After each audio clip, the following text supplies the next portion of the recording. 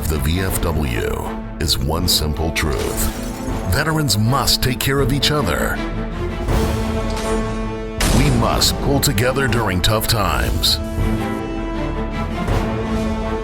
We must stand up for those who rely on us as their advocates.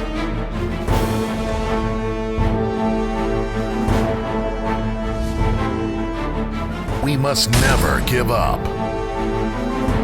We are the VFW, and no one does more for veterans. Today, we look back at a year in which we made a tremendous impact in the lives of so many who deserve it. William A. Thine was sworn in as the VFW's new Commander-in-Chief. He called on our ranks to recommit to our mission to continue paying it forward for veterans of every generation. I want to reinforce everything that's right about the veterans of foreign wars of the United States. And for you and those watching on the internet via live stream, to spread the word far and wide about the VFW. The VFW is open for business. You know, our founders returned home to a government that provided no health care, rehabilitation programs for their service-connected wounds, injuries, or illnesses. So these veterans band together to create an organization to change the way the nation treats those that she sends to war. And 114 years later, our fight still continues. Strong words that filled us with pride and spoke to the challenges we'd face in the year ahead. Many of which we met with patriotic supporters at our side. Longtime supporter Sport Clips made a $500,000 donation to the new VFW Sport Clips Help a Hero Scholarship Fund, which has already provided 91 transitioning veterans the opportunity to pursue a college education. Sport Clips has also donated more than $2.3 million to VFW Operation Uplink, making possible over 2 million calls home. For the 7th consecutive year, Burger King restaurants raised funds for VFW unmet needs during the month of November, bringing Burger King's total contribution to more than $2.5 million. Program sponsor USAA stepped forward yet again to help veterans. Their cumulative donations exceed $1 million. In a huge display of support, VFW and Ladies Auxiliary members stepped up with more than $33,000 in contributions to VFW's programs during the main event kickoff event at the 2013 VFW National Convention. Renowned actor Lou Diamond Phillips stepped up to serve as the official VFW spokesperson. Budweiser joined forces with the VFW to plan a Hero's Welcome Home for Lieutenant Chuck Nadd, which was featured in one of 2014's most popular Super Bowl ads. And Tractor Supply Company, the largest farm and ranch store in the United States, partnered with VFW Posts to host events across the country during a Saturday Salute. The year brought new achievements and innovations. The VFW became the exclusive partnership sponsor of TV's Hiring America, a show dedicated to helping veterans as they transition to the workforce. The VFW hosted its first Facebook town hall meeting to address topics critical to veterans. We launched a new VFW store website and a new VFW.org mobile site. Veterans Day radiothons were hosted by former Arkansas Governor Mike Huckabee and the Big D and Bubba Show, generating more than $40,000 in pledges. In the past year, we received a $100,000 Google Global Impact Award that allowed us to conduct a nationwide analysis of veterans' higher education and expand our One Student Veteran program, dedicated to helping student veterans access their VA educational benefits. Paid homage to the 70th anniversary of D-Day and the more than 9,000 Allied troops who were wounded or killed on that historic day. Launched a nationwide TV campaign to raise awareness of the veteran suicide epidemic, as well as to promote the VFW's life-changing programs and services. we joined forces with community partners to initiate the proper commemoration of the 50th anniversary of the Vietnam War, supported the Pentagon's initiative to realign organizations charged with locating and identifying the tens of thousands of American troops who never made it home from war.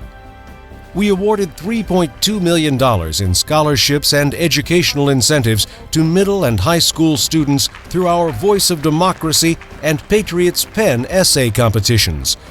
Voice of Democracy Grand Prize winner Madison Haley of Illinois was awarded a $30,000 college scholarship, while Patriots Pen winner Alexis Cannon of Montana received a $5,000 cash reward. Both girls received an all-expense-paid trip to D.C., where they were recognized at the 2014 VFW Legislative Conference. I'm optimistic because this country is still the land of the free, the home of the brave, one nation under God, indivisible, with liberty and justice for all. I know that when the skies grow dark and the waves threaten, we will resolutely stand on the bow of the USS America while reciting the same words our forefathers did before us. In God we trust. Yes, we are a great nation, and the VFW is working every day to make it stronger. This past year, we proudly contributed 48 million volunteer hours to local community service projects across America. Nationally, we pushed Congress to offer in-state tuition protection for student veterans up to 3 years after their service, and we prevailed. Combated sequestration, the devastating government shutdown and unprecedented budget cuts that threatened programs for service members, veterans, and their families, and could have jeopardized our military's ability to respond when and where needed. Urged the President to sign a bill that funded death benefits to families of fallen soldiers during the government shutdown. We rallied Congress for advanced VA funding to protect veterans and survivors from future budget battles. Advocated for and achieved a repeal of a 1% COLA penalty on working-age military. We pushed to expand caregiver benefits to properly recognize the sacrifices of severely disabled veterans of all generations and their families, not just post-9/11 veterans. And we joined with other veterans organizations to urge Congress and the administration to make a $72.9 billion investment in veterans' health care and benefits. And we demanded justice. Our nationwide network of service officers helped 84,000 veterans receive more than $2.2 billion in earned compensation and pension from the VA. Yes, much was accomplished in the last year, but our work is far from done. Reports of veterans dying as they awaited care at VA facilities ignited a firestorm of controversy.